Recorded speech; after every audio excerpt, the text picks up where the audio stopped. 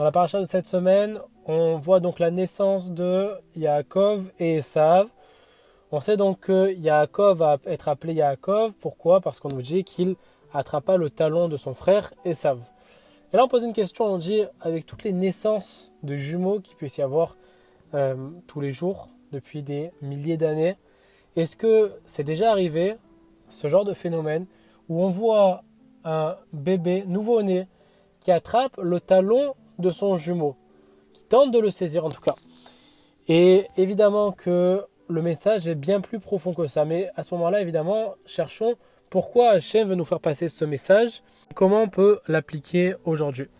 Alors pour y répondre, il faut se pencher sur l'histoire du peuple juif depuis des millénaires. Un peuple donc évidemment qui est persécuté et qui va tenter différents moyens de s'extraire de ces persécutions. Un des moyens qui a été envisagé, c'est évidemment le fait, si on peut dire ça de manière un peu courante, d'être copain-copain. On a vu ça du temps de la Shoah, on a vu ça même plus récemment avec ce qui s'est passé en Israël, avec la guerre qui s'est passée en Israël et qui a démarré le 7 octobre, où on voit des juifs qui pensaient eux-mêmes être avec un bon cœur, aider des voisins qui évidemment n'ont pas été reconnaissants, et c'est le cas de le dire. Pourquoi? Parce qu'en retour, voilà que y a eu donc des tueries, voilà qu'il y a eu des choses atroces qui se sont déroulées. Et tout ça alors que on les faisait travailler, on les faisait soigner, etc. Pour nous apprendre quelque chose, que on dit dans la Torah, Halacha, Esav sonnet Yaakov. Ça veut dire c'est une loi que Esav et Yaakov. Et cette haine-là est bien plus profonde que quoi que ce soit. Et ça ne va rien changer le fait d'être copain ou le fait de gagner l'amitié de son ennemi. Ça ne deviendra jamais un ami. Pourquoi? Parce qu'on dit Halacha et Esav sonnet Yaakov, c'est une loi. Alors pourquoi utiliser le terme de loi? Halacha, en général, c'est ce qu'on utilise comme loi. Non, c'est pas écrit dans le Shulchan Aruch, c'est écrit nulle part. Pourquoi est-ce qu'on dit à ce moment-là le terme de Halacha? Pour nous dire que de la même manière qu'une Halacha, une loi, bien souvent on ne connaît pas la raison à cela. Si on nous dit qu'il ne faut pas mélanger le lait et la viande, on ne connaît pas la raison à cela. Mais pourtant, c'est comme ça, c'est un fait, il faut le faire. De la même manière, Esav va haïr Yaakov toutes les générations. C'est une loi, on ne peut rien y faire, c'est comme ça. Donc évidemment, le fait de tenter de gagner la sympathie de l'ennemi ne va servir à rien. Et voilà le message qu'Hachem essaye de nous faire passer à ce moment-là.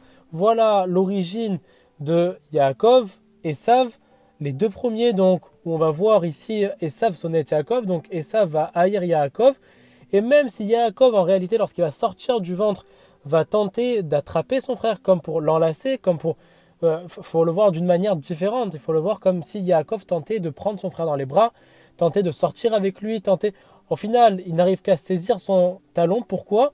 Parce que Esav s'en va, fuit, il ne veut pas rester avec Yaakov, avec son frère. Il va même, évidemment, par la suite, comme on le sait, tenter de le tuer, etc. Pourquoi? Parce qu'on voit ici que Esav reste Esav et Yaakov reste Yaakov. Yaakov avec son bon cœur, mais Esav avec sa volonté de ne pas se mêler et ne pas s'unir avec son frère. Et c'est exactement ce qui se passe actuellement. Et c'est exactement ce qui s'est toujours passé.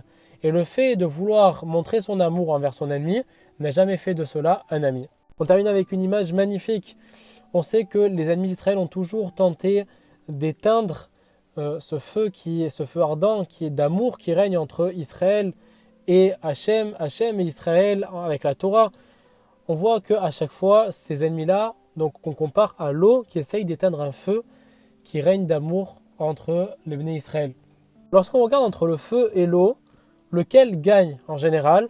Voilà que c'est l'eau qui gagne évidemment. Pourquoi? Parce que si on met du feu sur de l'eau, évidemment que l'eau ne va pas disparaître. Par contre, si on verse beaucoup d'eau sur du feu, évidemment que le feu va s'éteindre. Par contre, si on prend maintenant une marmite et qu'on la remplit d'eau et qu'en dessous on met un feu, qu'est-ce qui va se passer? Évidemment par évaporation, l'eau va sécher et il ne va rester plus aucune goutte d'eau. Ici on apprend un très grand message. Si évidemment qu'on essaye d'être au contact, qu'on essaye d'être amis avec nos ennemis, donc on essaye d'être comme ce feu-là qu'on représente, ce feu d'amour entre nous, mais qui est au contact de l'eau de nos ennemis qui essayent de nous éteindre, qu'on est au contact même, évidemment que l'eau gagnera toujours et réussira toujours à nous éteindre. Mais par contre, si on parvient à faire une délimitation, si on arrive à dire je ne me mélange pas, alors évidemment quand on dit on ne se mélange pas, on ne parle pas de travail, on ne parle pas du fait d'habiter près, etc. On parle vraiment d'amitié, et même plus évidemment, si on sait mettre les limites, si on sait mettre une barrière comme lorsqu'on met une marmite en dessous pour séparer l'eau et le feu, à ce moment-là c'est le feu qui gagne, le feu de notre amour qui éteint l'eau de nos ennemis. Que Bezrat Hashem puisse toujours avoir le mérite de savoir nous unir et rester loin de nos ennemis afin que nos ennemis puissent être anéantis. Besorot Tovot.